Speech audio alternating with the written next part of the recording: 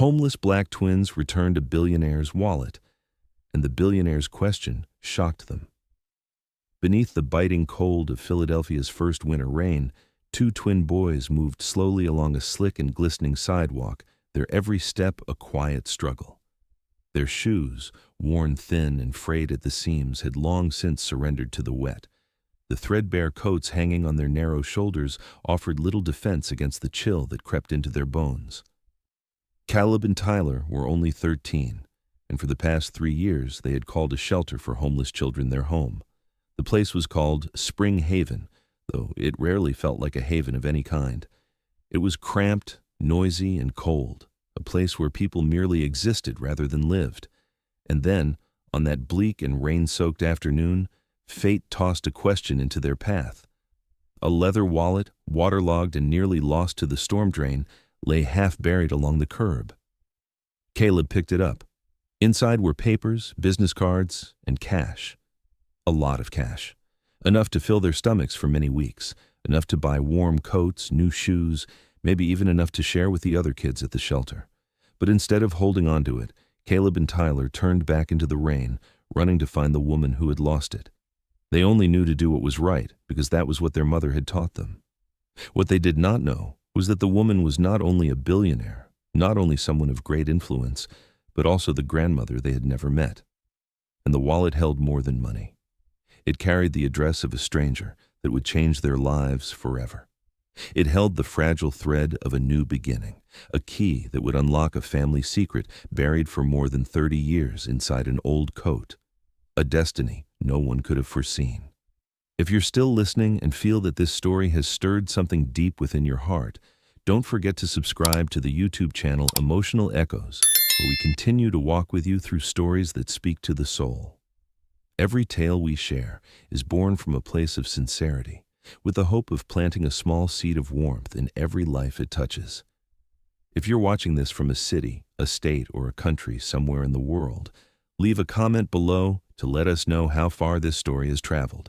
Share this video with your loved ones, your friends, or anyone who might be in need of a little inspiration, a flicker of hope, or simply a gentle reminder that goodness still exists in this world.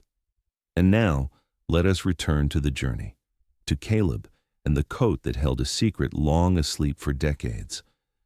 Returning from that strange encounter with the woman who had lost her wallet, Caleb couldn't shake the image of her eyes when she looked at the two of them.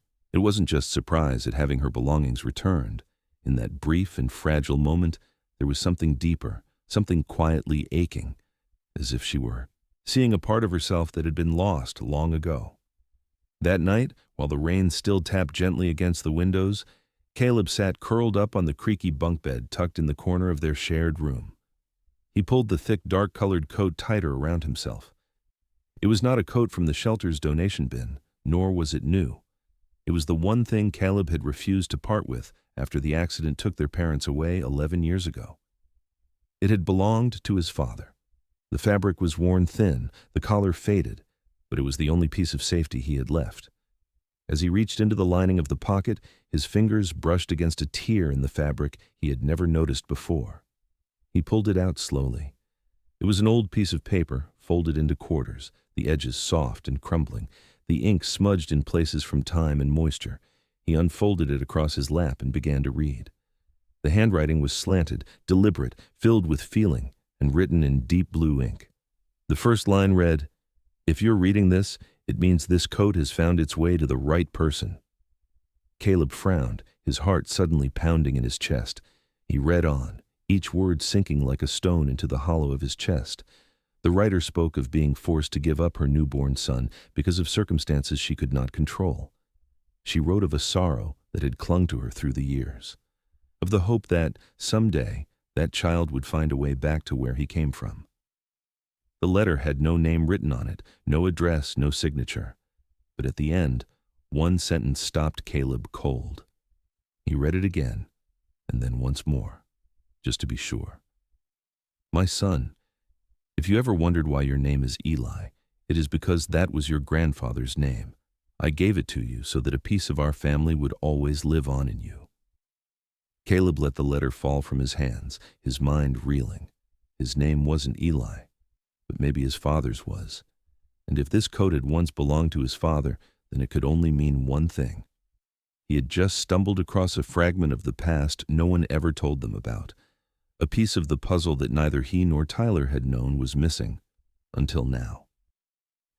Caleb sat motionless for a long while, the damp letter still in his hand, his eyes fixed on the final line as if willing it to explain everything that remained unanswered. Eli, your grandfather's name. A simple sentence, yet it carried the weight of a secret buried for decades.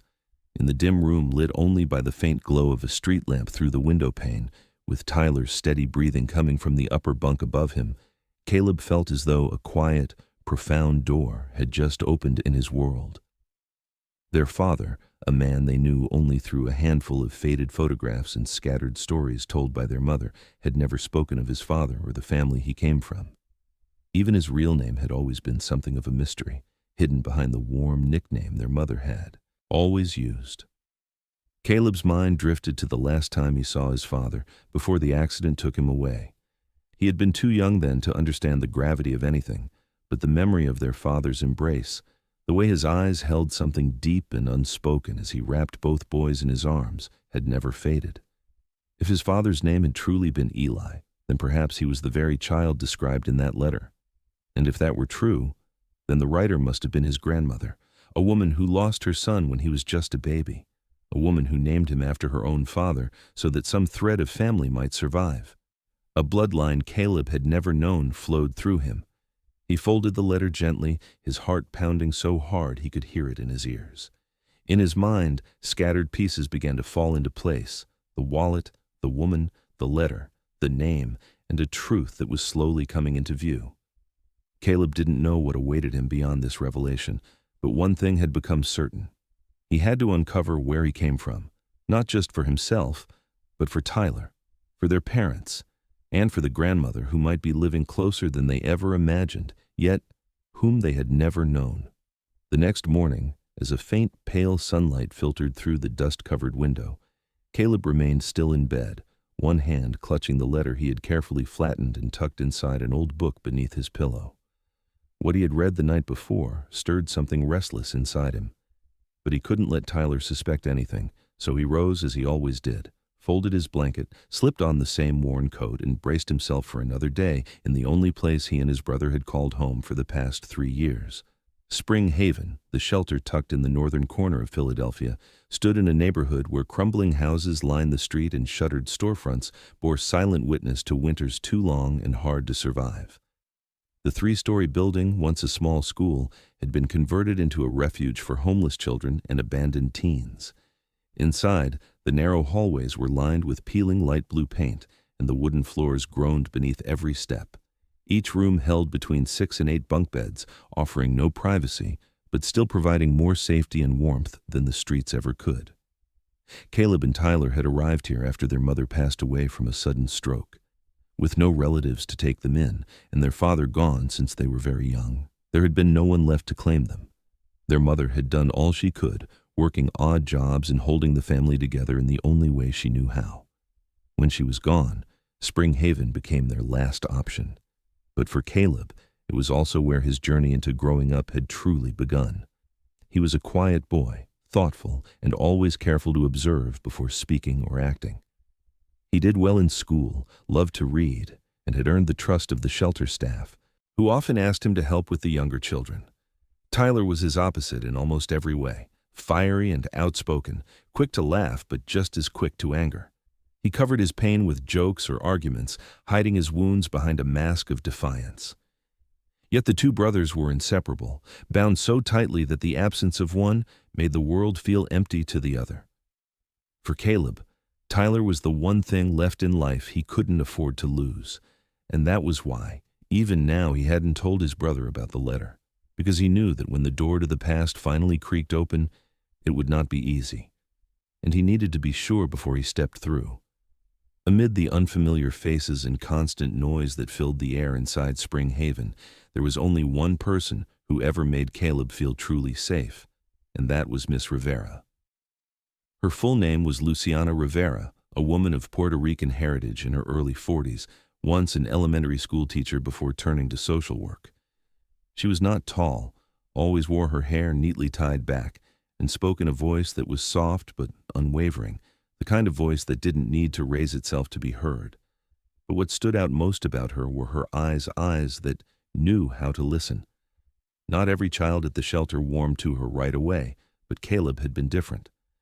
From the very first day he stepped through the gray doors of Spring Haven, when he and his brother were still wide-eyed and lost, stunned by the sudden death of their mother, it was Miss Rivera who knelt to meet them at eye level, gently took their hands, and told them that things somehow would be all right. She didn't promise what couldn't be promised, but there was something in her gaze that made Caleb believe her. Each morning she would walk the halls, checking in on every child. But with Caleb, she lingered. She knew he was a different kind of child, not just bright, but deeply sensitive, quiet in a way that few others his age, especially those living in a place like this, managed to be. Tyler was another story. He resisted, pushed back. Quick to anger, quick to snap, he had gotten into more than one shouting match in the cafeteria with older boys. Yet what kept Miss Rivera from ever losing patience with him was the way he always, without fail, looked out for his brother. Once, when Caleb had come down with a fever, Tyler had refused to leave his side through the night, even though he himself was coughing and worn out. Miss Rivera had seen that. She never scolded him for his temper, because she understood something most people didn't, that anger, especially in children, often wore the face of helplessness and fear. Each boy, in his own way, was simply trying to survive, and to hold on to the only person he had left. In recent days, Miss Rivera had noticed something shifting in Caleb. He spoke less. His eyes wandered further into thought, and most of all, he clung to that old coat with a quiet reverence, as though it held something precious far beyond its threadbare fabric. She hadn't asked him about it. Not yet, but with years of experience behind her, she knew one truth well, that children sometimes carry secrets far heavier than the adult world dares to imagine. And the only thing she could do, the most important thing of all, was to be there when he was ready to let someone in. That afternoon, the rain returned. It wasn't heavy, but it fell with a cold, stubborn persistence that seemed to settle deep into the bones. Caleb and Tyler had just finished school and were walking quietly down the narrow street that led back to the shelter. Neither spoke. Each was lost in his own thoughts. Caleb still hadn't told his brother about the old letter hidden inside the coat pocket. Something inside him wasn't ready, not yet. As they passed a small market, now shuttered for the day, a sudden clatter broke the silence, followed by a faint groan. Tyler turned first. At the end of a narrow alley, an elderly woman was struggling to rise from the wet ground. Her small iron pushcart tipped over, fruit and vegetables scattered across the slick pavement. The rain had made the surface slippery, and her legs, frail with age, could no longer hold her steady. Caleb didn't hesitate. He stepped forward at once, but Tyler caught the sleeve of his coat, whispering under his breath, "Be careful. What if she thinks we're trying to steal something?" But Caleb only shook his head and said nothing. He knelt down beside her, gently took hold of her thin arm, and helped her to her feet as Tyler moved to right the overturned cart. The woman looked to be nearly 70, small and hunched, her face lined and weathered, but her eyes still sharp and clear. She was out of breath, fumbling to gather the apples that had rolled beneath her feet. "Thank you," she murmured, her voice trembling slightly in the cold. Not many would stop in weather like this. Caleb smiled softly and brushed the mud from the sleeve of her coat. "We're not in a hurry." "Are you all right, ma'am?" Tyler added, handing her a handful of damp carrots. The woman studied the two boys for a long moment, her gaze searching, as though she were trying to read something hidden just beneath the surface. Then she drew in a breath, turned back to her cart, and whispered almost inaudibly, "If it's not too much trouble, would you help me bring this home? It's only a few blocks." Neither Caleb nor Tyler knew why, but both nodded. There was something in her voice, something so gentle, it made it impossible to say no. And so, beneath the steady drizzle of rain, three people from three different generations began to walk together. They did not yet know that the place they were headed would change the lives of those two boys in ways they never could have imagined. The rain still fell in a fine mist as the three of them turned onto a quiet street paved with old stone, lined on both sides with tall trees whose branches cast long shadows. Across the road. Tyler glanced sideways at Caleb, raising an eyebrow as the surroundings began to shift. The cramped apartments and boarded-up storefronts had vanished behind them, replaced by large, well-kept homes with wrought-iron gates and neatly trimmed hedges. The sloping road led them to a tall black gate edged in gold, with a small brass plaque above bearing the address in raised letters. The old woman said nothing. She simply reached into her coat pocket, pulled out a small remote, and pressed it. Slowly, the gate creaked open, revealing a red brick path that wound toward a stately three-story mansion, its stone walls cloaked in ivy. Gray slate tiles covered the roof, and behind the large glass windows hung soft white curtains. The house stood in quiet grandeur, and for a moment, both boys simply stared. The old woman turned back to them and spoke in a gentle voice. "I live alone. Only the housekeeper comes during the day. Thank you for helping me." They pushed the cart to the base of the steps. Tyler looked around, wide-eyed, unable to hide his curiosity. This place looks like it stepped out of a storybook. Caleb remained silent, his eyes drawn to a hanging basket of white flowers, blooming defiantly against the cold. There was something about this place that felt strange. Not frightening, exactly, but not ordinary either. The old woman took a ring of keys from her pocket, unlocked the door, and invited them in to wait until the rain let up. The boys hesitated, but the smell of warm toast drifting from inside was too much for Tyler to resist. He stepped in first. Caleb followed, a flicker of unease rising in his chest, a feeling he couldn't explain, as though he had been here before, though his mind insisted that was impossible. The door closed behind them with a quiet click, and the rain outside kept falling, steady and soft, as if trying to hold something unspoken just a little longer. The inside of the house was even more spacious and welcoming than it had appeared from outside. High ceilings gave the rooms an airy grace, while soft yellow lights cast a gentle glow across walls the color of worn parchment. The scent of old wood mingled with the faint fragrance of jasmine tea that seemed to linger in the air like a memory. Tyler's eyes darted around as they passed through the hallway into the living room. Oil paintings in gilded frames lined the walls, their subjects lost in time. In one corner stood a towering bookshelf, its shelves heavy with worn spines and time-darkened pages. But what made Tyler stop was a small table positioned beside the tall window. On it sat a few old picture frames, each one holding a moment frozen in black and white. He tilted his head and stepped closer. One photograph showed a young man standing beside a vintage car, dressed in a suit and beaming with life. Beneath the image, faded ink traced a line of handwriting, its letters smudged with age. Eli, spring of 1986. Tyler frowned, slightly, his hand trembling just enough for him to notice. "Caleb, look at this." His voice was low, nearly a whisper. Caleb walked over, his eyes falling immediately on the name. His heart skipped. That name, that year, both tied by a thread he could feel tugging from the letter still hidden beneath his pillow. In the kitchen, the old woman moved about quietly, unaware of the two boys standing frozen in front of what might have seemed an ordinary photograph. But to Caleb, it was not just a picture, it was proof. The first solid link between his unspoken suspicions and something real, something he could see and touch. And perhaps, just perhaps, the family secret he had stumbled into was not a mystery buried far away, but something rising slowly, unmistakably, right here inside this very house. Caleb couldn't take his eyes off the photograph. The name Eli, the strangely familiar expression on the young man's face.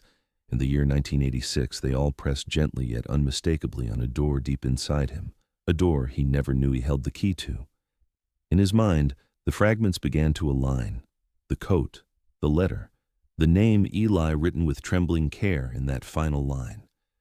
And now, this photograph, sitting quietly in the home of a woman who, until this afternoon, had been a complete stranger.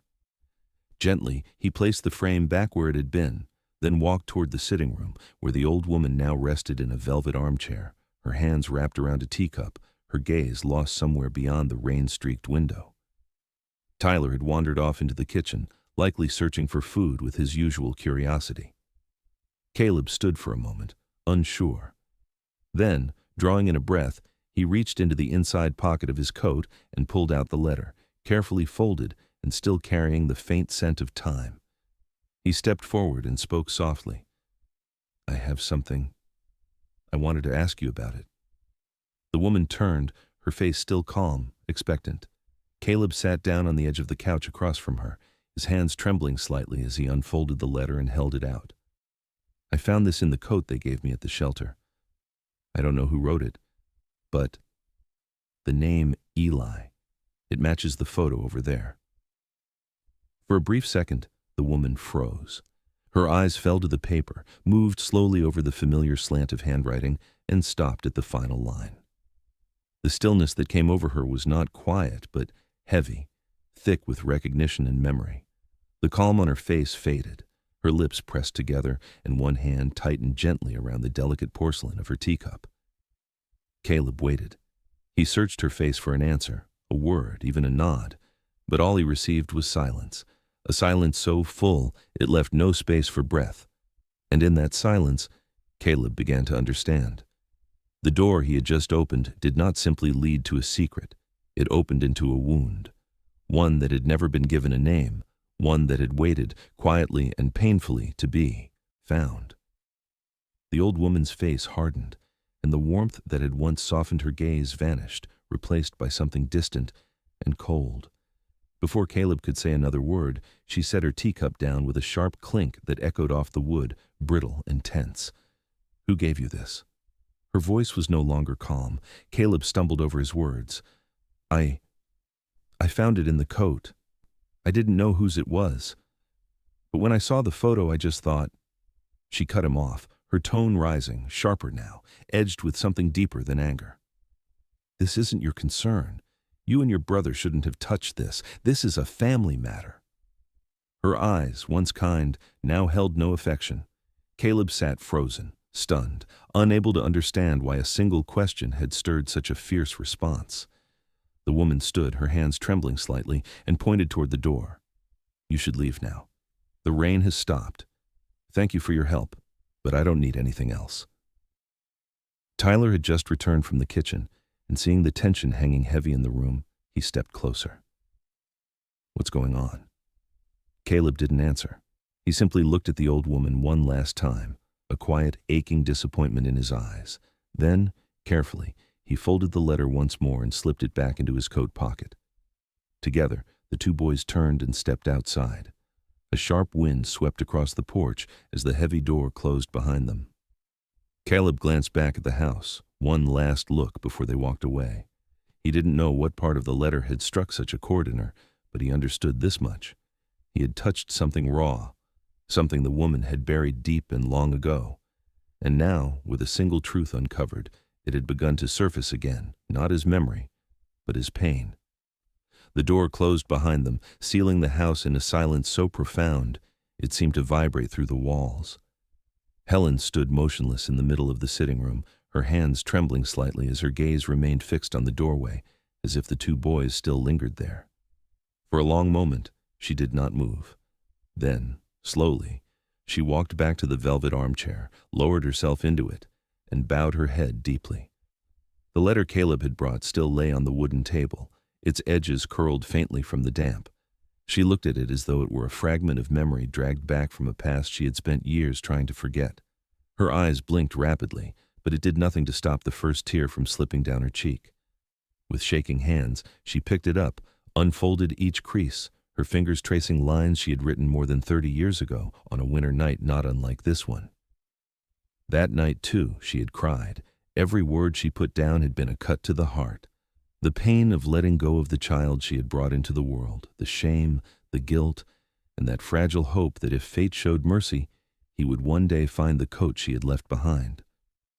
And now, that letter had found its way back to her, not through chance, not through the post, but in the hands of a boy with eyes that struck something deep within her, something known, something once cherished, something lost. She pressed the paper to her chest, her body folding inward with a quiet, aching sob. Her weeping wasn't loud. It was deep and tightly bound, the kind of sorrow that had been held back for so long it no longer knew how to stay hidden. In the vast stillness of the house, for the first time in years, Helen allowed herself to break beneath the weight of a truth that had shadowed her for most of her life, and she could no longer deny what had just risen to meet her, a truth shaped in the faces of two boys who had just stepped out of her door into the fading light of a rainy afternoon. The scent of old paper and dried ink still lingered on the creased letter, pulling Helen backward through the corridors of time, toward a moment she had spent decades trying to bury. It was the winter of 1985. Philadelphia lay silent beneath a blanket of snow, its long streets stretching toward the university campus where she once taught literature. She was just past 30 then, recently widowed after Eli's sudden death in a highway accident that had left her world in pieces. The grief was still fresh, still raw, when life dealt her another blow she had not expected. Helen was pregnant. It hadn't been a scandal or a mistake. The child was the result of a quiet, awkward, but deeply sincere connection between her and a younger colleague, a man who had just joined the department. He had offered to take responsibility. He had even asked her to marry him. But her family, especially her late husband's parents, who still held weight in the academic community, could not abide it. They could not bear the thought of Helen remarrying so soon, and even less so the reality that the child she carried was not their blood. They called it shame. They called it disgrace. They asked her to be silent, to make the right choices, to protect the family name. In the final months of her pregnancy, she was sent away to a quiet town near Scranton, tucked into a borrowed house where no one knew her face or story. There, hidden from the world, she gave birth alone. No celebration greeted the child's arrival. No arms reached out to welcome him, only paperwork, signed in sterile rooms, and one small, worn coat, folded carefully and placed in a bag beside the crib. Before she left, she slipped a letter into the lining of the coat, a few pages of aching honesty and fragile hope that, one day, her son might find it. Helen never knew who adopted him. She never knew his name, never knew what life he was given or what kind of man he became. But Caleb's face, Tyler's eyes, the way they had looked at that long-forgotten photo, it had brought everything back. Not as a distant echo, but as something living, breathing, reaching out to her. The memory was no longer a fading image buried in the quiet corners of her mind. It was standing in front of her. It had come in from the rain and stared at her with the face of a boy she had once loved without ever knowing. And in her fear, her sudden, unguarded panic, she had driven them out. 2 boys, one truth, and a grief that had waited more than 30 years to be named. Helen had once believed she was strong enough to keep her child, to defy the whispers, the cold stares, and the quiet judgment that seemed to follow her everywhere. But she had been wrong. When news of her pregnancy, a pregnancy outside of wedlock, reached her late husband's family, the world around her didn't explode in fury or scandal. It simply closed in. Doors shut. Conversations ended. And those who once smiled now avoided her gaze. They didn't yell. They didn't shame her publicly. Instead, they handled everything with a chilling efficiency, the kind that comes from people who have always valued legacy over love. They called a private meeting in the drawing room of the family's old estate, the same room where she had once played piano on quiet Sunday afternoons. She remembered sitting there, surrounded by portraits of ancestors, as they spoke in measured tones about honor, tradition, and the image a young widow must preserve. They spoke of Eli, her late husband, not with warmth, but as a symbol, a legacy that must not be tarnished by the presence of a child born from another man. They said this wasn't about punishment. It was about preserving dignity, about doing the right thing, about moving on. There was no real choice. The family had already hired an attorney. The documents were prepared. They had even selected a discreet private organization in central Pennsylvania, one that specialized in quiet adoptions for families of standing. All Helen had to do was sign, stay silent, return to her life as if nothing had ever happened. She signed, but her heart never let go. Night after night, alone in a rented room that smelled of old wood and fading memories, she would press her hands to her belly and whisper promises. She told herself she would find a way, that she would keep the child, that love could still win. but the closer she came to the day of birth, the tighter the walls closed in. She was relocated to a supervised care home for women in difficult situations. Her contact with the outside world was cut off. Her name was never recorded on anything that might connect her to what was about to happen. When the child was born, she was allowed only minutes. The baby, warm and red and barely blinking, had wrapped his tiny fingers around hers, as if knowing she wouldn't have long. She had cried then, her tears falling onto the soft skin of her son's cheek. And then they took him away. She never knew what name they gave him, never knew where he went, who raised him, whether he was held when he cried or told bedtime stories at night. All she could leave behind was the letter, folded with shaking hands, and the little coat she had knitted herself in the long, quiet evenings when hope still flickered. That was all a mother, forced to let go, could offer to the future. A single thread cast into the unknown, praying that someday, if fate had any mercy, the child she had been made to give away might find his way back. And now, all these years later, he had. Or perhaps not him, but a piece of him. A son, or the son of her son. 2 boys standing in her doorway with eyes that knew nothing, yet carried everything. The name Eli was never chosen by chance. It was the one thing Helen had been allowed to keep, a thread pulled from the fabric of a past she had never truly left behind. It was all she had left of the man she had loved with a quiet, enduring grief, and of the child she had brought into the world but had not been permitted to hold on to. She had not been allowed to give the boy an official name. That right had been taken from her, sealed in paperwork and erased in silence. But in the letter she left behind, she called him Eli. Not just in memory of her late husband, but as a way to connect the broken line between generations, grandfather, mother, son. Part of it was tradition, a desire to pass down something of the family's history, even if only in secret. But deeper still, it was a confession, a kind of quiet penance, a name written in longing and regret. An apology she knew might never be read, let alone answered. She hoped in the desperate, fragile way only a mother can hope, that if one day her son ever found that letter, the name might become a sign, a red thread through time, pulling truth out from the shadows. And now, years later, when she heard Caleb speak that name aloud from the lips of a boy who knew nothing of her story, and yet whose eyes reached straight into her chest, she understood something with a final, shattering clarity. Time does not erase all things. Some wrongs never vanish. They do not fade. They wait, quietly, until one day they are spoken aloud again, not in anger, but in love, in tears, in a forgiveness too big to ask for and too powerful to deserve. And though she had once feared she would carry this guilt alone to her grave, now hearing that name, seeing those boys, she realized the past had found its way home, and all that remained was the courage to face it.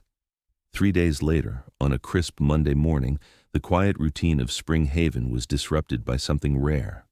A luxury car pulled up to the front gate, an unusual sight in this worn-down part of the city. Rarer still was the figure who stepped out. An elderly woman in a pale gray overcoat, her silver hair neatly pinned at the nape of her neck, her face a blend of quiet strength and exhaustion. It was Helen. The security guard started to speak, unsure of what to ask, but Helen said nothing. She held a thick manila envelope in one hand, her eyes fixed on the glass doors leading to the upper administrative wing of the shelter. Inside, Miss Rivera was working through a stack of reports when she heard a knock at the door. She opened it and found herself face to face with an expression that told her more in an instant than words ever could, the look of someone carrying something too heavy to bear alone. Helen greeted her politely, wasting no time. She held out the envelope. Inside was a photograph, old, softened at the edges. A baby boy, no older than 1, swaddled in a cotton quilt. Beside him, a small brown wool coat, its color faded by time. On the back of the photo, in slanted handwriting barely visible now, the words could still be read. Eli, February 1986. Helen hesitated. Then, in a voice low and trembling, she said, "I need to speak with Caleb and Tyler. I believe I may be wrong, but if I don't ask, I will never sleep peacefully again." Miss Rivera heard the plea buried in the woman's voice, the fragile line between certainty and fear. She didn't know the full story, not yet, but she had seen enough broken lives pass through this shelter to recognize when someone arrived not just with questions, but with the courage to finally face the answers. And when an elderly woman walked through the doors of a place like this with nothing but an old photograph and a hope, it meant what she carried inside her wasn't simply doubt, it was the weight of a lifetime. Not long after, in the modest sitting room of the shelter, Caleb and Tyler sat across from Helen. The older boy's gaze was sharp with confusion and guarded curiosity. Tyler sat closer to him, his body tilted in quiet defense. Helen placed the photograph on the table between them and gently slid it forward. Caleb picked it up, his fingers trembling as his eyes landed on the little brown coat. He had seen it before, not in a box, not in a drawer, but in a dream. A dream that had visited him more times than he could count during his childhood. A dream filled with a soft lullaby and a warm hand resting gently on his forehead. Tyler looked from his brother to the woman across from them. The room itself seemed to hold its breath, suspended in that thin electric silence before something long buried is finally spoken aloud. Helen gave them a small, unsteady smile. It was not the smile of certainty. It was the smile of someone standing at the edge of hope, afraid to reach too far. Then, in a voice just above a whisper, she said, "Perhaps we need to talk." The afternoon sky was heavy with clouds, the kind that held back the light and let down a soft, misty rain that felt more like breath than water. Behind Spring Haven, the narrow path leading to the back garden was slick with damp leaves, and the air smelled faintly of wet earth and old wood. Miss Rivera had quietly let the three of them outside, guiding them to the long wooden bench beneath the covered porch, where the roof kept the rain away but still open to the wide gray sky beyond. Caleb sat at one end of the bench, the photograph still in his hand. Tyler leaned against the wooden post nearby, arms crossed, his eyes sharp with caution. Helen sat between them, her hands folded in her lap, clenched together as if holding herself steady. No one spoke at first. Only the sound of rain tapping gently on the roof and the rustling of leaves filled the space, like the world itself was holding its breath to listen. Then, at last, Helen spoke. Her voice was soft, but every word carried. "I'm not sure," she said. "I don't dare be sure of anything. But when Caleb showed me that letter, when I saw my own handwriting after all these years, something inside me collapsed, and something else came back to life." She began to tell the story, the one she had never told out loud, of the winter of 1985, of a child she had carried and been forced to surrender, of silence and shame and decisions made for her that she had never been brave enough to undo. She spoke plainly, without embellishment or apology, her voice rasping more with memory than emotion. She did not cry. She did not plead. She simply told the truth as one who had finally found the courage to face it. Caleb listened quietly, his expression softening, though the weight of uncertainty still sat behind his eyes. He didn't know what to believe, not entirely. But there was something in her voice, in the way she looked at him and Tyler, that made it impossible to turn away completely. Something inside him stirred, fragile but real. Tyler, on the other hand, remained rigid. His face was taut, his body pulled inward, guarded. After everything they had been through, the loss, the shelters, the years of scraping by, it wasn't easy to welcome a stranger who had once sent them out into the rain, who now returned with a story that asked too much too fast. He asked her, point blank, "If you're really part of this, if you're really his mother, our grandmother, why didn't you try to find him? Why stay silent all these years? Why let your own child be taken and disappear?" Helen didn't flinch. She didn't retreat. She met his eyes and said simply, "Because some mistakes are so big, you don't know where to begin to fix them. There are nights I've asked myself those same questions 1,000 times. But if I didn't come today, if I didn't at least try, I would be burying the only chance I may ever have." A gust of wind slipped under the porch roof, carrying the scent of rain and stirring the hem of Caleb's coat. He shivered slightly and looked over at Tyler, then back to the woman beside them.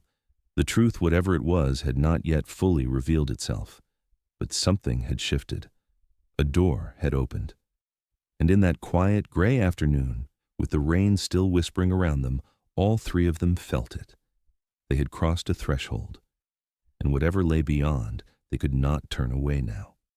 2 days after their quiet meeting beneath the porch, Helen returned to the shelter. In her hands, she carried an old leather-bound notebook, its spine worn, its pages swollen with time. Inside were documents she had kept hidden for more than 30 years, yellowed papers that once marked a chapter she had never dared to reopen. Now, she turned each page with trembling fingers and a resolve that only years of silence could forge. Caleb and Tyler sat beside Miss Rivera in the small office, a room barely large enough to hold a desk, a creaking chair, an old computer, and a cup of tea long gone cold. The air felt thick, the kind of quiet that follows just before the past speaks. The adoption records had come from a private organization, one unaffiliated with the state. Most of the information had been coded, names reduced to initials, families matched in secrecy. But among the aging documents, there was a single line, handwritten in violet ink, a quiet plea smuggled into the process by a mother too afraid to hope. If you ever find this, know that your mother never forgot. Beneath it, in the space marked suggested birth name, the name Eli had been written in bold, delicate script, and the birth date matched perfectly with the date listed in Caleb's foster records. Miss Rivera read through each detail in silence, her brow furrowed, her fingers tapping lightly at the keys of the old computer as she cross-referenced entries in the internal child welfare system. Then, slowly, she looked up. "There's something you should see," she said, her voice lower than usual. According to internal shelter records, Caleb and Tyler were found in an abandoned vehicle on the western edge of the city just over 11 years ago. It was winter. There were no documents, no ID, no official guardians. The two boys were moved between 3 temporary shelters before arriving at Spring Haven. She paused, looking directly at Caleb now. In the intake notes from the police report 11 years ago, it says, "The toddler, Caleb, refused to let go of a large men's brown wool coat found in the car. It was logged as personal property and has stayed with you through every transfer." The note mentions a name stitched faintly into the inside lining.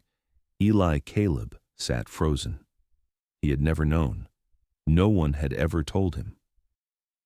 The coat had been lost years ago, during one of the early transfers between shelters. But now, the weight of it returned like a hand on his shoulder.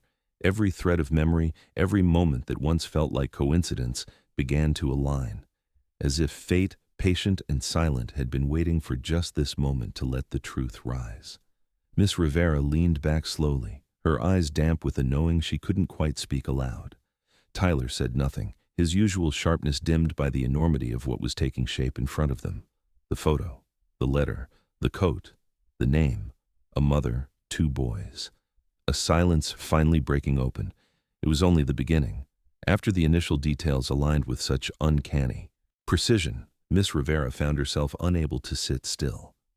In nearly 20 years working at Spring Haven, she had seen her share of strange and improbable cases, stories that seemed to belong more to novels than to real life.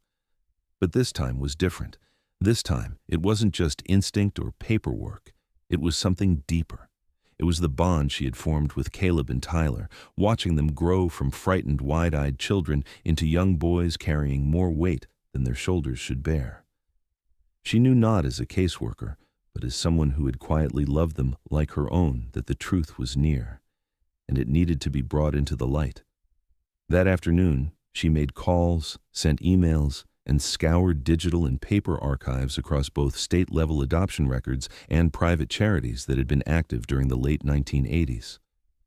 Most of the files from that era were sealed tightly, especially those involving anonymous adoptions where biological parent identities were withheld. But thanks to a long-standing connection with a former caseworker who had once been involved with the same adoption agency Helen had mentioned, Miss Rivera was granted access to a rare copy, a handwritten entry from a separate, off-the-record logbook kept at the time. The file listed the birth mother only as HH, but the birth date matched Helen's, and in the margins, barely legible from fading ink, was a line the staffer confirmed had been added by Helen herself. A quiet plea, tucked away in hope.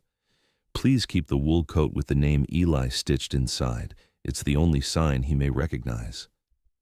Miss Rivera placed the thin folder gently on her desk. Across from her, Caleb and Tyler sat in silence, their shoulders tense, their eyes searching for something solid in a world that had never felt entirely stable. She looked at them for a long moment before speaking, her voice low but firm.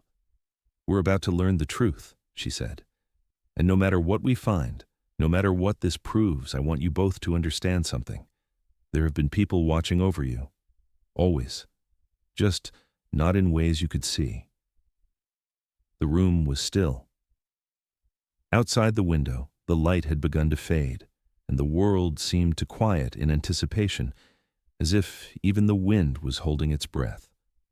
1 week later, the envelope containing the DNA test results arrived at the shelter, sealed tightly, its weight far greater than the pages it held. Miss Rivera was the one to open it, her hands steady but her breath shallow. Caleb and Tyler sat beside her, tense and silent, while Helen stood quietly in the corner of the room, her hands clasped tightly as if holding herself together, though her eyes betrayed the storm of emotion she could no longer hide. Miss Rivera scanned the first few pages, flipping past the formal language, the technical phrasing, until she reached the line printed clearly, unshakably in bold at the center of the document. Then she looked up, her voice low and certain. "The results confirm a first-degree biological relationship between Helen Harper and the DNA samples of Caleb and Tyler." Caleb turned to look at her, then slowly toward the woman standing across the room. "So that means—" Tyler rose to his feet, his voice caught halfway between disbelief and something deeper. "It's real." Helen said nothing, but her eyes shimmered, wide and full, holding back tears that were already spilling quietly down her cheeks. Miss Rivera nodded, slowly. "She is your biological grandmother."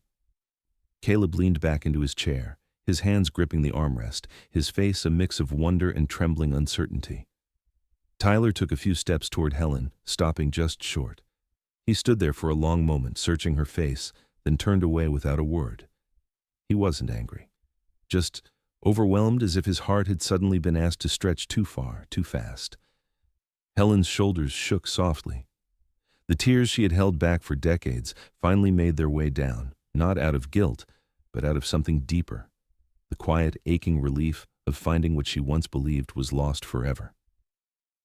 Caleb didn't rush to embrace her. He didn't offer any grand gesture or say anything profound. Instead, he simply shifted closer and with a quiet, tentative motion, placed his small hand over hers. It was enough. A sign. A thread of connection. The truth had been revealed, undeniable and raw. But what lay ahead was something even more delicate, a journey not of proof, but of healing.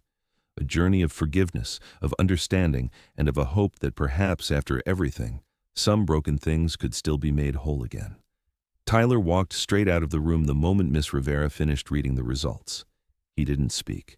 He didn't look back. His long strides echoed down the damp hallway of the shelter, sharp and urgent, like he believed if he moved fast enough, he could outrun everything that had just been said. Caleb started to call after him, but stopped. He knew his brother too well. Tyler had always been the one to carry the heavier weight, the first to put himself between them and the world, the one who stood tall when there was no one else to lean on. In all those years drifting from one shelter to another, it was Tyler who took the blows, who did without, who made sure Caleb never had to feel afraid for too long. And now, it was Tyler who found this truth sudden, irreversible, and painfully late, the hardest to accept. When the rain began to fall, soft at first, then steadier, Caleb found his brother sitting alone on the back steps of the shelter. His shoes were caked in wet dirt, his hands twisting an old knit beanie between his fingers, pulling it so tightly it looked ready to tear. Caleb sat down beside him without a word. For a long time, they just listened to the rain. Then Tyler spoke, his voice low and strained. "Can you believe it? She let our dad be taken away. Then, disappeared for years. And now she shows up, says a few words, and expects forgiveness?" He let out a bitter laugh, dry and sharp. "Is that easy for you? Just forgive?" Caleb didn't answer right away. He knew Tyler's anger wasn't just about Helen. It was about everything: the cold nights, the empty stomachs, the unspoken fears. It was about two boys growing up in a world that never seemed to come looking for them. Tyler stared out at the gray sky, his voice quieter now. So we really have a grandmother. Then where was she when we were freezing on the streets? Why didn't anyone come? Caleb placed a hand gently on his brother's shoulder. I don't have the answer, he said softly. But I think if we don't let go of some of this, it's not her that'll hurt the most. It's us. Tyler didn't speak. He sat still, his face unreadable, his jaw tight. The rain soaked through both their shirts, but neither moved. Because sometimes, to accept a truth that's come too late, you need to sit in the ache of it for a while. And Tyler, with all the weight of what he had carried for so long, wasn't ready yet to call that woman family. Not today. Not yet. Caleb didn't sleep that night. He lay awake on the narrow cot in the shared dormitory room, eyes open to the faint glow of the street lamp filtering through the smudged window, casting long shadows across the ceiling above. He had memorized every crack in that ceiling over the years, but tonight they seemed deeper, as if the questions in his mind had stretched them wider, his thoughts tangled and pulled, refusing to rest. He understood Tyler. He understood the pain, the instinct to pull away, to protect himself from one more wound. His brother had always been the shield, the one who stood between them and the world, taking the worst of it so Caleb wouldn't have to. But in Caleb's chest now stirred something different. Not trust, not gratitude, but a quiet ache that he couldn't push aside. It was the look in Helen's eyes when she touched his hand, not one of certainty or entitlement or even hope, but of waiting. A silent waiting that had stretched across years. Maybe she had made mistakes. Maybe she had abandoned their father, and by doing so, left two boys to grow up without warmth, without arms to fall into. But Caleb couldn't deny it. All those years, all those silent nights, he had wished someone would come, someone who would look at him and say he wasn't invisible, that he was remembered, loved, even if imperfectly, even if late. Now that it had happened, now that someone had come, was he supposed to push it away just because it didn't come in the way he'd imagined, just because it hurt to believe? In his heart, a quiet battle raged between reason and something older, deeper, that had lived in him since before he even knew its name. The next morning, while Tyler kept his distance, Caleb slipped away. He walked through the chill of early light to the small park near the shelter, the place where Helen had begun to sit each morning since the truth had surfaced. He found her there, alone on the worn bench beneath a leafless tree, her coat wrapped tight against the cold, hands folded in her lap. When she looked up and saw him, her eyes were anxious, already bracing for silence or refusal. But Caleb said nothing at first. He simply sat beside her and handed her a small wool scarf, the same one she had left behind days before. Then, quietly, he spoke. I can't change the past, but if you really want a chance to make things right, I think everyone deserves one. Helen didn't speak. She just reached out and held his hand, her fingers worn and trembling, full of years and regrets and something softer. And in that fragile moment, Caleb felt something settle in his chest, not resolution, not certainty, but a beginning. A place to start again. Something he had once thought he would never find. A place where he might not have to carry it all alone anymore. That night, when Caleb returned to the room, he found a small envelope resting neatly on the wooden table beside his bed. The paper had yellowed slightly with age, and the edges trembled faintly under the weight of a handwritten name. In delicate script, it read, "For Tyler." Caleb looked around, understanding immediately. Helen must have left it quietly while he was away. He hesitated for a few seconds, then took the envelope and walked down the hall to the common room, where Tyler sat alone, staring out the window into the darkness beyond. Without a word, Caleb placed the envelope gently in front of him and turned to leave. Tyler picked it up, thumb brushing across the faded paper, then slowly peeled open the flap. Inside was a single folded page. The handwriting, slanted and steady, began with just 3 words, words that made his fingers pause in midair. My dear grandson. She wrote that she did not expect forgiveness, that she didn't believe a few lines on paper could undo years of silence or erase the pain already lived. But if you've read this far, she said, Then at least I know you've let me say what I've carried in my heart my entire life."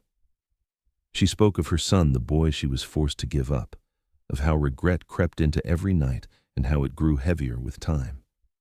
She told him of the quiet hours she spent following stories of orphanages and children's shelters, reading names, scanning faces, hoping against hope that one day a familiar pair of eyes might look back at her from the crowd. And when she saw Caleb and Tyler, she wrote, "It was as if the world stopped, as if fate had, against all odds, brought her to the threshold of a second chance." The letter didn't end with a plea for mercy. It ended with something simpler, quieter. "If you cannot call me family, I will understand, but I will always carry you in my heart as if you were. Whether you walk away or return, the door to my heart will remain open." Tyler folded the letter slowly, carefully, as if the paper itself might bruise.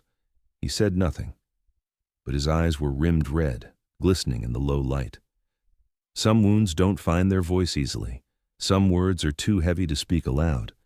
But sometimes a letter offered without condition, read in solitude, is enough to begin turning the tide. Sometimes it's all it takes to begin again. On an early morning at the start of the month, the sky finally broke free from days of rain, offering a soft golden light that spilled gently across the quiet streets of Chestnut Hill. A silver car came to a slow stop in front of a stone-gated estate, nestled deep within a quiet neighborhood where trees lined the sidewalks and the world seemed to move just a bit slower. Helen stepped outside to greet them herself. Her silver hair was neatly pinned at the nape of her neck, and in her hands was the brown wool scarf Caleb had once returned to her. Tyler was the first to step out, a backpack slung over one shoulder, his eyes still carrying a flicker of hesitation. Caleb followed close behind, holding a worn canvas bag whose seams told their own story, but his face held something gentler, a cautious, quiet kind of hope. Together, the two boys stood before the tall black iron gates, ornate with curling ironwork, the threshold of what was now meant to become their new home. The old house beyond was well kept, its tall windows catching the morning light, its stone steps arranged in tidy symmetry leading up to a sturdy oak door. Helen didn't say much. She didn't need to. She simply extended her hand, inviting them in with a grace that carried more meaning than words could hold. The moment they stepped inside, they were met with the warm scent of cinnamon and baked sugar. The high ceilings echoed faintly with silence, but not the kind that felt empty. Along the walls were rows of black and white photographs in wooden frames, old family portraits that, from now on, would have new faces to include. Their room was upstairs, set side by side like the two lives they had always lived in parallel. Two neatly made beds waited, fresh linens tucked tight, and at each desk sat a small card bearing their names in careful handwriting.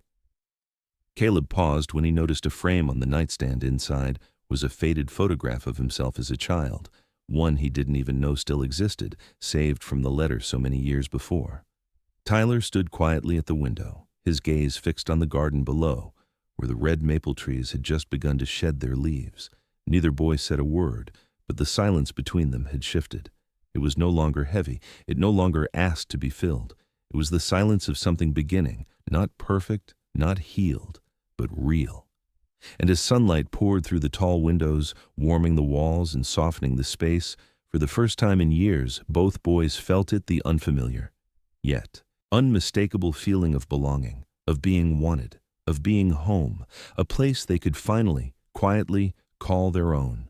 The first days in the Chestnut Hill house passed quietly, gently, as if life itself were testing the waters, wondering whether these three people so different, so distant, could find a rhythm together.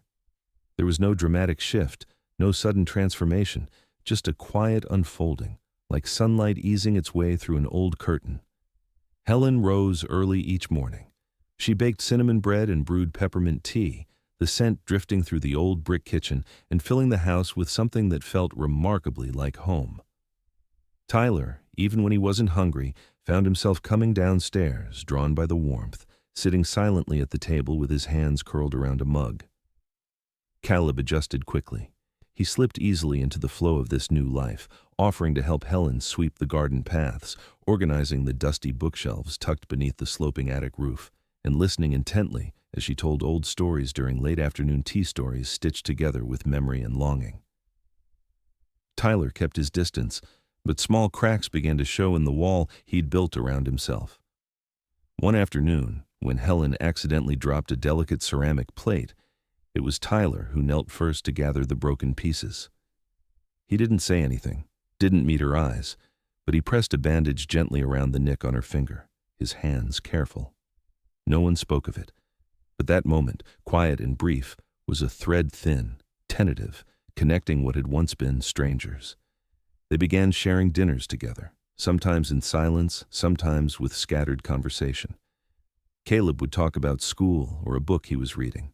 Other times, it was Helen who filled the room with recollections, stories about music, her childhood, or the city as it was decades ago.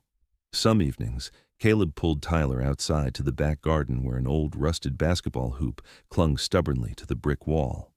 They passed the ball between them beneath the dusky light, and Helen watched from the window, a soft smile on her lips, her eyes wet. She knew the past couldn't be undone, but the present, this quiet, ordinary present, was slowly being rewritten. Not with grand gestures or declarations, but with presence, with effort, with the simple act of staying. One night, after dinner, Helen brought out an old wooden box. Inside were black and white photographs, faded letters, and a handkerchief embroidered with the initials H.H. She opened each piece gently, as if lifting the weight of memory itself. Caleb and Tyler sat beside her on the worn couch, not speaking, simply listening as she told them about her son, the boy she had lost, the dreams he once had, the regrets that had never left her. She didn't ask for forgiveness. She offered no perfect explanations. Her voice was slow, a little shaky but steady, and in that golden light. With the house quiet around them, the two boys listened, not because they were ready to forget, but because some part of them, the part that still hoped, needed to hear. And so, piece by piece, something that resembled a family began to take shape, not out of perfection, not out of certainty, but out of the courage it takes to open a door long closed and the grace it takes to walk through it together. That night, the air turned crisp. A gentle breeze rustled through the red maple trees outside, and the window panes trembled softly, as if the house itself was breathing slowly, steadily, like it was waking from a long and quiet slumber. In the warm kitchen, the three of them sat gathered around the old oak table, the same one where, for the first time, they now sat not as guests, not as strangers, but as something closer to a family. Helen had cooked dinner herself, a hearty stew made from an old recipe passed down from her mother. It was, she said, her son's favorite dish when he was a boy. Caleb watched her from across the table, his eyes full of quiet wonder, curiosity mingling with a feeling he couldn't quite name. Tyler sat beside him. He said little, his posture still guarded, but he wasn't closed off like before. Something in him had begun to soften, if only slightly. As the meal came to a close, Helen poured them each a cup of tea, the scent of jasmine and cinnamon rising gently in the air. Her voice was quiet, almost hesitant. "Would you like to hear about your father?" Neither boy answered immediately, but the way Caleb looked at her steady, open, was answer enough. Helen began slowly, as if reaching deep into the corners of memory, carefully pulling out what time had not erased. "His name was Daniel," she said softly. "That was the name his adoptive parents gave him, though in my heart and in the letter I hid, I called him Eli. For years I didn't know where he was, but when he turned 18, I couldn't bear the silence anymore. I hired a private investigator to find him. I found him living here in Philadelphia, happily married, starting a life. I was too ashamed to approach him, too afraid to disrupt his happiness. So, I watched from a distance." She paused, her eyes misty with the memory of stolen moments. "I know he was quiet, always drawn to the sky. I used to park my car down the street and watch him climb up onto the roof of his first house to sit under the stars. He had eyes like Caleb's, warm, thoughtful, and a smile that somehow reminded her of Tyler. Daniel was never perfect. He could be stubborn, reckless even, but he had a good heart. When he was little, if he saw someone being bullied, he was always the first to step in, even if it meant getting into trouble himself." Helen paused, then reached into her pocket and pulled out a photograph worn at the edges, folded once down the middle. She placed it gently on the table. In it was a young man in a white shirt standing beneath the dappled shade of a tree, his gaze turned toward something unseen in the distance. "This," she said, "was your father. Taken the summer I lost him forever." The room fell into a hush. No one spoke, but the silence didn't feel empty. It felt full of something just beginning to take shape. There was no sudden flood of emotion, no declarations or tears, just the presence of a truth, long buried, now given a place to rest. A piece of the past, no longer lost, had quietly stepped into the present. And in that moment, under the low golden light of the kitchen, with tea cooling in their cups and a photograph between them, a door quietly opened not to what was, but to what still could be. On an early autumn morning, when the dew still clung to the stone steps outside the porch, Caleb sat by the living room window with a small notebook resting on his knees. He had been deep in thought ever since the dinner when Mrs. Helen had spoken about his father. There was something in that story that stirred a quiet place inside him, awakening a yearning to turn memory into action, to mend what had been lost by doing something meaningful for someone else. When Mrs. Helen entered the room, still holding a cup of tea with wisps of steam curling above it, Caleb looked up at her with eyes that held both a new maturity and a restless urgency. "Grandma, I want to ask you something. If you once lost my father, and if you truly regret what happened, would you want to do something so that no one else has to feel that kind of pain again?" Mrs. Helen set the cup down on the table and looked at him intently. Caleb opened the notebook and pointed to the scrawled lines he had written. "I want to start a fund named Eli. That was the name stitched onto the old coat my father used to wear, the only thread that ever tied our family back together. This fund would help children like Tyler and me used to be, the ones living in shelters, the ones without parents or left behind. They need something to believe in, a chance to learn, a chance to live differently." Mrs. Helen was silent for a long time. Her face showed the depth of her emotion, but in her eyes there was also a quiet pride. She stood, stepped closer to Caleb, and laid a hand on his shoulder. "Do you know what made me believe I had found my family again? It was this moment, when you wanted to turn pain into something better. Not only do I agree, but I will walk beside you on this journey." And so the idea of a fund named after a lost father began to take shape, born from a boy who once had nothing, now carrying a heart ready to give everything. Mrs. Helen did more than simply agree to Caleb's idea. She chose to go far beyond anything he had dared to imagine. The very next day, she took Caleb and Tyler to meet her personal attorney, an older gentleman with a calm face and eyes shaped by a lifetime of experience. In a study filled with soft light and the scent of polished wood aged by years, Mrs. Helen laid out her plan with quiet formality. She spoke of founding a new charitable fund, with its initial capital drawn directly from her own personal estate. Caleb sat still, his hands clenched tightly beneath the table, while Tyler remained cautious, yet stayed close, no longer retreating from the moment. When the question of the fund's name came up, Mrs. Helen turned to the two boys. "What shall we call it, Caleb? Have you thought of that?" Caleb nodded, then answered in a voice just above a whisper. "The Eli Fund. That was my grandfather's name. It was the only name my father ever carried with him, and it's where every connection we have begins." Mrs. Helen gave a soft smile. It was a sad smile, but gentle, as if memory had become something she could hold without breaking. "Then the Eli Fund it shall be," she said, "a place where memory becomes hope. The fund would focus on providing scholarships for homeless children, launching life skills programs for teens living in shelters, and if possible, building a new shelter from the ground up, a place where children like Caleb and Tyler once were could be given the chance to begin again." The attorney nodded and began to write. Caleb looked over at Mrs. Helen, and for the first time, he felt that his small dream was no longer a wish whispered into the dark. After the meeting, as the three of them walked home beneath a row of trees turning golden with the season, Tyler said little but stayed closer to Caleb than usual, and Mrs. Helen walked beside them, her arms holding tightly to the folder she now carried against her chest, as if within it was a piece of her heart she had just given away. In the quiet between them, something had shifted. It was not merely the approval of a grandmother, but the promise between three people who had each lost more than words could name, now choosing to build something meaningful together, beginning with a single name. Eli. The Eli Fund was created not only as a legacy for one family, but as a lasting promise to the children the world had once overlooked.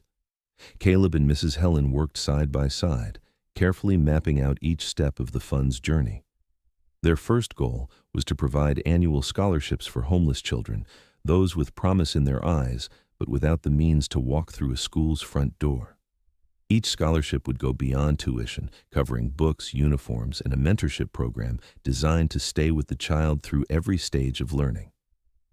Their second goal turned toward teenagers living in shelters or facing extraordinary circumstances.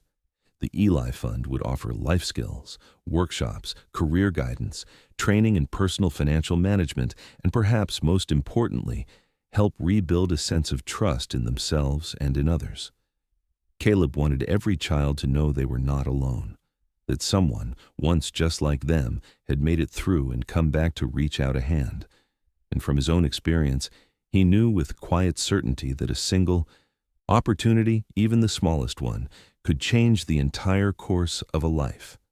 On the day of the Give Forward campaign launch at the high school Caleb attended, the auditorium was filled to the brim with students and teachers.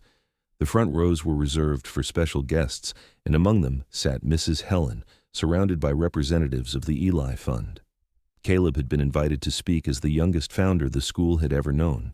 He stepped onto the stage in a simple dress shirt, his hands slightly trembling at first, but his eyes steady with purpose. The microphone gave a soft echo as it was adjusted. He looked out over the crowd and saw Tyler seated in the middle rows, his face serious, his expression touched by something deep. Caleb began to tell a story he had never shared in front of so many before. He spoke of the first winter he and his brother spent in a shelter, of nights too cold to sleep, too empty to dream, and filled with the quiet fear of being forgotten. He told of an old coat and a folded note left in its pocket, of the day he found a wallet lying on the street, fat with enough money to feed them for a week, and the choice he made to return it anyway. That one choice, he said, led to a chain of events no one could have predicted. He spoke of Mrs. Helen, the woman he never knew was his grandmother until fate placed her back into his life. And then Caleb paused.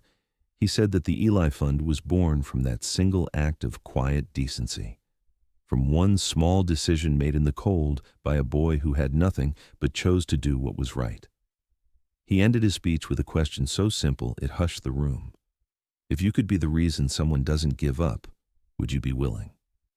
That day, no one clapped loudly. No one cheered in bursts of applause, but there were eyes rimmed red. There were slow, thoughtful nods. And in that silence, Caleb felt something stir. It was not pity. It was something deeper. It was understanding, and a shared, unspoken desire to make a difference. After Caleb's speech, something in the school's atmosphere quietly shifted. The next morning, the main hallway bulletin board was covered edge to edge with small handwritten notes that read, "Today I chose to act by." It was the first activity of the Give Forward campaign, a joint initiative launched by the Eli Fund and the school, encouraging every student to perform a kind act and share it with others. One 11th grade girl wrote that she had used her breakfast money that morning to buy milk and bread for an elderly homeless man sitting at the corner near the bus stop. A group of senior students collected old winter coats and brought them to a shelter for children in need. Another student shared that she had quietly stood up for a friend who was being bullied, choosing not to look away as she once had. The principal himself wrote that he had reached out to a former student who had dropped out, calling just to ask how they were doing and to let them know they'd be welcome back if they ever wanted to return. These little stories began to appear everywhere. There were no cameras, no social media posts, only paper notes and honest hearts. What surprised everyone was that it wasn't just students. Teachers, staff, and even parents began to join in. A quiet ripple began to spread, like the widening circles made by a single stone dropped into a still lake. Every day, Caleb would stop by the board, reading each note and recording the acts of kindness in his notebook. He didn't need anyone to know his name or to celebrate him. What he needed was already there in the eyes of his classmates, in the subtle changes in Tyler's presence, and in the gentle smile Mrs. Helen gave whenever she saw a younger generation learning to value compassion. Goodness doesn't have to be grand. It only has to begin. And once it begins, it can continue endlessly, passed from one hand to another, like a flame that refuses to go out. While Caleb became the face of the Eli Fund, appearing in public and sharing his story, Tyler chose a quieter path. He didn't like speaking in front of crowds. He didn't want anyone mentioning his name. But every day after school, he stayed behind to clean the courtyard, repair broken benches in the common room, or quietly slip a few bills into the donation box under the name A Silent Friend. One morning, after a student's backpack full of books had gone missing, a new backpack appeared on their desk with a short note, "Keep studying hard. Don't give up." No one knew who had left it, but Caleb glanced at Tyler and smiled. Without needing to say a word, Caleb understood that Tyler, too, was changing. He was healing in his own way. He didn't need a stage. True kindness never asks for a spotlight. All Tyler needed to know was that if someone out there could smile because of one small thing he did, then every quiet step he took was worth it. And sometimes it is those who speak the least who leave the deepest imprint on the hearts of others. That evening, the grand hall of the Philadelphia Cultural Center glowed beneath warm lights, its walls adorned with black and white photographs tracing the journey of the Eli Fund from the very first day it began. On stage, beneath deep red velvet drapes and the quiet glow of the Eli logo standing watch behind him, Caleb stepped forward to the sound of echoing applause. Now 16, he wore a dark, well-fitted suit. His face still carried the softness of youth, but in his eyes was a calm, steady maturity that silenced the room more than any word ever could. Before him sat hundreds of people, benefactors, teachers, leaders of shelters, and children who had once received the very scholarships his fund had made possible. But Caleb's gaze went only to the front row, where Mrs. Helen sat with her silver hair glowing beneath the lights, her gentle smile unchanged, her trembling hand wrapped tightly around Tyler's. Caleb began his speech with a moment of silence. He let his eyes move across the room, then spoke with a voice clear and deliberate. "A few years ago, I was just a boy walking barefoot through freezing rain, unsure if tomorrow would come, unable to believe I could ever become anything at all. And yet, here I am today. But not because I was special. I'm here because someone didn't look away when I fell, because someone believed that even a single chance could change the life of a child." He shared again the moment he found the wallet, the choice he made to return it, and the unexpected chain of events that followed. There was no embellishment, no appeal to pity, only the quiet truth, spoken from a heart laid open. When he reached the turning point of his story, he looked toward Mrs. Helen. "You are the reason I know what love means. Our past was full of silence and missteps, but it was your courage that showed me family can survive even the things we once thought unforgivable. And the Eli Fund, that name is not only in memory of a father I never met, it is also to honor those who know how to forgive, how to keep going, and how to give." Applause rose, long and rising. And in that moment, Caleb was no longer the boy shivering by the roadside. He was a bearer of hope, a voice for something new. A generation sat listening, stirred to action not by grand speeches, but by the proof that a quiet act of goodness could shape the world. In the middle of that shining room, Tyler gave a slight nod, proud but silent, true to who he was. And Mrs. Helen wiped away a single tear, not from sorrow, but from knowing, deep in her heart, that the boy she once found had gone on to change the world, all because of one kind act she once believed had come far too late to be forgiven. Mrs. Helen sat in the front row, quietly watching Caleb's every movement on stage. The soft light fell gently across her face, drawing each line of time into sharper relief, but her eyes glistened, lit from within by a flame that had never truly gone out. Each word Caleb spoke seemed to tug gently at the threads of memory, unraveling the years to bring back both her long-ago mistakes and the moment when two boys appeared at her doorstep in the rain. Her trembling hand rested over her chest, just above the hidden pocket sewn into her blouse, where the old letter now lived, stitched into the lining like a secret she no longer had to carry alone. When Caleb spoke of the father, he never met and uttered the name Eli with quiet pride, A single tear slipped down her cheek. But it was no longer the tear of regret. It was the release of something long held, a love reborn after years of waiting in silence. Tyler turned his head slightly to look at her, giving her hand a gentle squeeze. He said nothing, but in his eyes was a deep, wordless understanding. In that moment, she knew with certainty that she had found her family again, not through blood, but through the grace of forgiveness.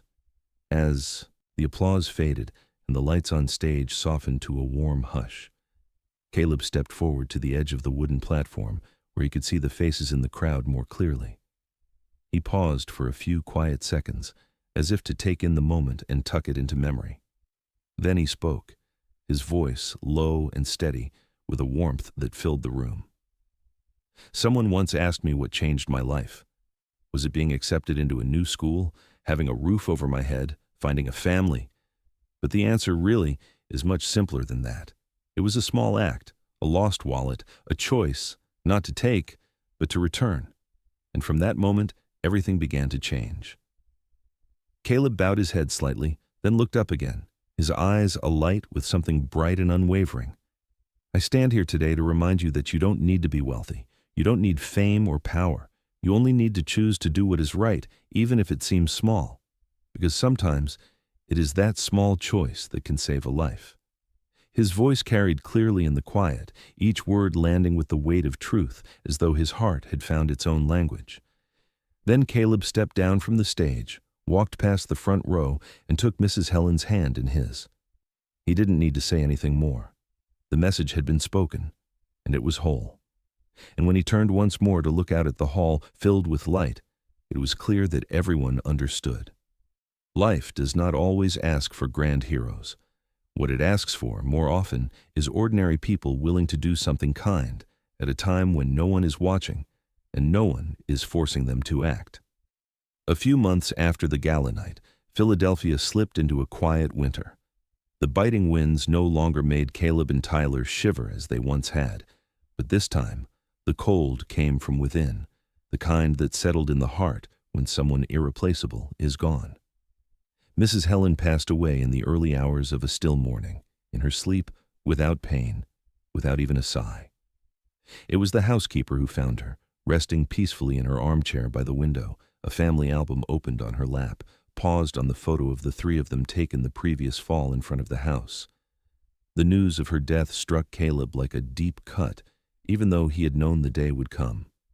She had grown old, she had grown tired, but he had never been ready to say goodbye. That same afternoon, her lawyer arrived with a long envelope of legal documents and a letter written in her hand. In it, Mrs. Helen called Caleb and Tyler the last light she never expected to find again in her lifetime. She wrote that her greatest joy had never come from the money she earned, nor the homes she once owned, but from the moment she heard Caleb call her family. She left her entire estate to the two boys, not only the house in Chestnut Hill, but also the formal rights to lead and manage the Eli Fund, along with a final request. Live in a way that honors the forgiveness and trust you chose to give. And if you can, pass that circle forward to those who've never believed themselves worthy of love. When Caleb reached the last line, his tears fell. Not from grief alone, but from a deep, overwhelming gratitude. Because in the midst of all the past's unchangeable wrongs, she had given them something priceless for the present: love, forgiveness, and the belief that it is never too late to begin again. Mrs. Helen's memorial was held on a quiet afternoon at the end of winter, just as the first soft snow began to settle on the stone steps of a small, old church tucked deep in Chestnut Hill. The air inside the sanctuary was hushed, not heavy with sorrow, but filled with a reverent peace, because everyone knew she had left this world complete, her legacy not measured in possessions, but in love and in grace. The front pew was reserved for family, where Caleb and Tyler sat close, dressed in solemn black, their eyes fixed on the large portrait of Mrs. Helen at the center of the altar, surrounded by white flowers and the flicker of candlelight. When the officiant called Caleb to speak, the room fell completely silent. He walked slowly to the wooden pulpit, holding tightly to a dark brown coat worn at the shoulders and frayed slightly at the cuffs. Caleb stood there for a few quiet moments before he began. "This was my father's coat," he said, running his hand over the rough wool. For years it was just a heavy old thing I carried around from shelter to shelter, the only piece of him I had left. I was cold, hungry, and without hope. I didn't know that hidden inside the lining of this worn-out coat was a small piece of paper. A piece of paper that had been waiting 30 years to guide us home. He told the story again, of the rainy winter night when he and his brother found a lost wallet in the street and the decision to return it, not knowing how that moment would shape the rest of their lives. He spoke of the first time they walked into the grand house of a woman they didn't yet know was their grandmother. He told each detail not through tears, but with a quiet steadiness, as if every memory had been distilled into a silent thank you. His voice faltered slightly when he recalled the first time Mrs. Helen wrapped him in an embrace, the first time she waited at home with dinner for the two of them, like a real grandmother would. This coat to me isn't just fabric, it's the place where everything began.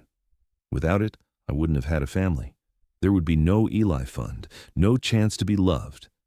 I didn't wear this today to remind myself of how hard things once were, but to remember that sometimes what seems small can lead to the greatest things. Caleb lowered his voice and placed the coat gently beside her portrait on the altar. "I think she would want it here," he said softly, "because she was the first to teach me that love doesn't need to be perfect. It just needs to be sincere. And if any of us have ever been forgiven, then we carry the responsibility to forgive others in return." That's how she lived. And that's how I want to live from this day forward. In the stillness that followed, a slow, steady applause rose, not loud, but resolute, like an embrace offered by every soul in the room for the woman they had lost, and for the young man who now carried her legacy. Caleb had not just spoken of the past, he had lit the way forward, one quiet act of kindness at a time. On an early spring afternoon, as the final gusts of winter finally gave way to a gentler breeze, Caleb and Tyler walked slowly along the path that led to the city's central park. They had just left a gathering hosted by the Eli Fund, where new stories of kindness were still being written, unfolding quietly like petals in bloom. As they paused at the corner, waiting for the light to change, Caleb's gaze fell on an old wooden bench near the curb. A boy, no more than 10, thin and sharp-featured beneath an oversized hoodie, was leaning forward, handing a small paper bag to a homeless man hunched against the cold. Inside was a simple sandwich and a bottle of water. The man, hands trembling, accepted the offering, and the boy gave a small smile before walking away without waiting for a word of thanks. Tyler gently tapped Caleb's shoulder. They said nothing, only stood there, watching the moment unfold like a reflection of their own distant past. No cameras, no spotlight, no applause. Just a quiet gesture that made the world, for a brief instant, warmer. Caleb followed the boy's figure as it disappeared around the corner, then turned to Tyler, his eyes shining with quiet conviction. He spoke softly, as if only for his brother to hear. "We've created something, haven't we?" Tyler didn't answer right away. He simply nodded, and in that shared silence, both of them knew their journey had never been in vain, because the seed of kindness, once planted, will always find its way to bloom. Caleb's question lingered in the cool air, soft but weighted. "We've created something, haven't we?" Tyler turned to his younger brother, and his eyes no longer held the guarded uncertainty they once did. They were the eyes of someone who had seen the edge of loss and the grace of redemption. He looked out across the park, once a cold refuge where they had hidden from wind and hunger, now transformed into a place of laughter, of warmth, where children ran free, where elders read in peace, and where volunteers in Eli Fund jackets handed out food with quiet hands. It hadn't happened overnight. It wasn't born from any one sacrifice. It had come from countless small actions, repeated over time, from the choice to keep believing in goodness, no matter how dark the past had been. Tyler turned back, rested a hand on Caleb's shoulder, and nodded again, slowly but with certainty. Yes, and she would be so proud. In that moment, they needed no more words. Amid the rush of passers-by, the two brothers simply stood still, held by the quiet but unwavering belief that what they had begun, what Mrs. Helen had once planted, was growing steadily in the very heartbeat of this city. Whoever you are, wherever you are in life, each of us carries a wallet to give. It may not be filled with money or possessions. Sometimes it's a small gesture, a glance of compassion, a word of truth, or simply being there when someone needs it most. The story of Caleb, Tyler, and Mrs. Helen is not only a journey of finding a lost family, it is proof of the enduring power of kindness, forgiveness, and the belief in what is good. We cannot rewrite the past, but we can shape the future with the choices we make today, choices rooted in humanity, in heart. And what about you? Do you believe a small act today could save a life tomorrow? Share your thoughts in the comments below. Tell us about a time you gave away your own invisible wallet, or simply let us know how this story made you feel. Don't forget to subscribe, like, and share this video with your friends and loved ones to help spread this message far and wide. At Emotional Echoes, we'll continue bringing you stories that stir the soul, reach into the heart, and leave something lasting behind. Until next time, we wish you and those you love good health, a life of peace, joy, and gentle days. Goodbye for now, and we look forward to seeing you in the next story.